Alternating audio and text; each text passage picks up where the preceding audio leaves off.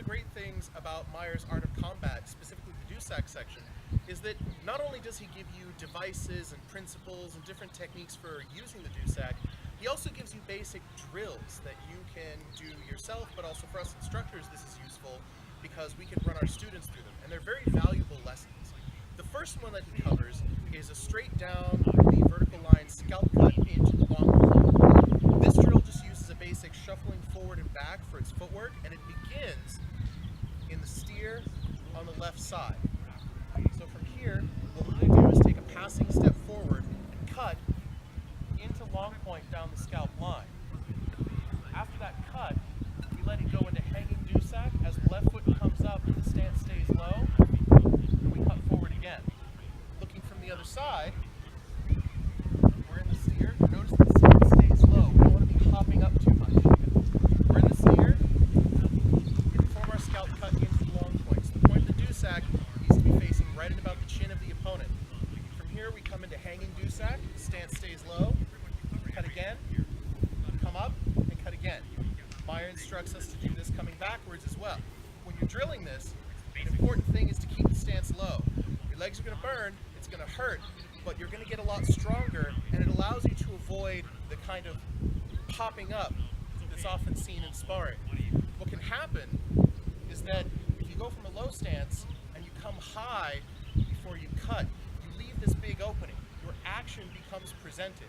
It's much better if you can go from a low ready position and just spring forward into the next one. It makes the movements much more fluid. The next step in his drilling pattern does the same cut, but this one follows all the way through and ends in a position he calls the watch. So when I do this, it's from the steer, just like before. I will do a passing step forward. I will cut all the way down the vertical line. This will come up by my head. The left foot will come in, and I will end up in the watch. From here I will extend, cut, into the watch. Cut, and into the watch. And we can do this going backwards as well. So this allows us to flow our vertical cuts. So rather than just cutting down and cutting through the opponent, leaving our head undefended, we now know not only how to land it in long point and send the opponent away with the point of the weapon, we now know how to flow these cuts together. And we can use this as a way to approach our opponents threateningly so that they do not have a tempo for attack. The next drill that he does uses his upward cuts. So for this one, you can start in the steer, and he will do a passing step forward, he cuts up, and allows the weapon to touch his shoulder. And he does the same thing. He extends, he does his cut, and it comes to the shoulder. So as I go from steer, I can cut, each time winding up for the next one.